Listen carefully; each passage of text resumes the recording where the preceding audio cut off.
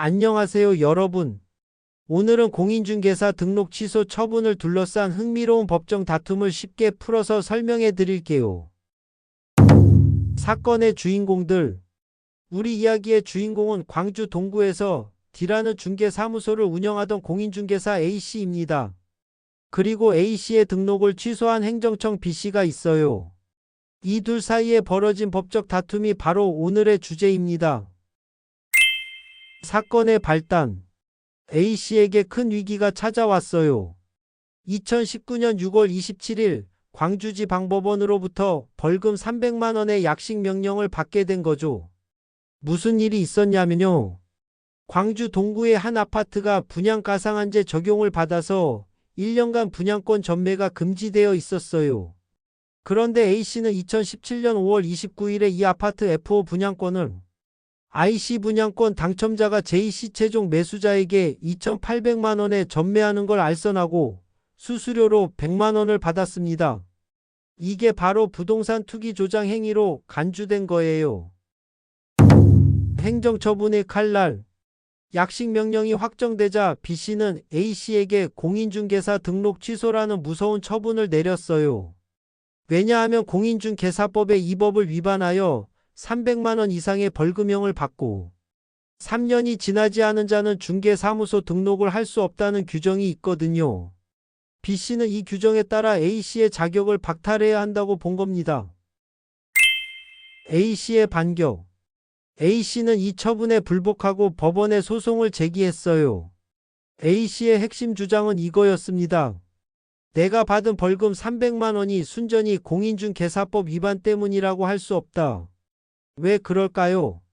A씨는 주택법 위반과 공인중개사법 위반, 이 두 가지 죄를 동시에 저질렀어요. 법률 용어로는 상상적 경합이라고 하는데 한 가지 행동이 여러 법을 동시에 어겼을 때 가장 무거운 죄의 형벌로 처벌하는 거예요.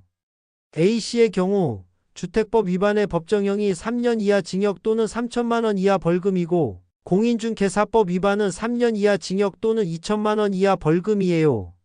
주택법이 더 무거우니까 주택법 기준으로 벌금 300만 원을 받은 거죠.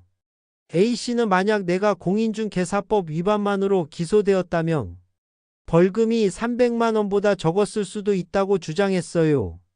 실제로 같은 사건으로 벌금 300만 원을 받은 다른 사람들 중에는 정식 재판을 청구해서 벌금이 250만 원으로 줄어든 사례도 있었거든요. 법원의 현명한 판단. 광주고등법원은 A씨의 주장을 받아들였어요. 법원이 중요하게 본 건 이런 원칙이었습니다.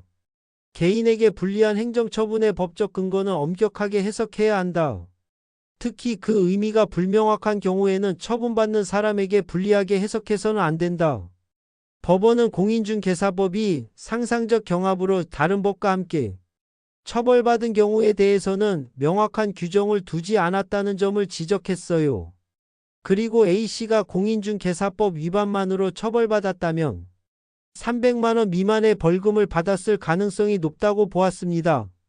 결국 법원은 A씨가 공인중개사법을 위반하여 300만 원 이상의 벌금형을 받았다고 단정하기 어렵다며 등록 취소 처분을 취소해줬어요. 승부의 결과. A씨가 완전히 승리했습니다.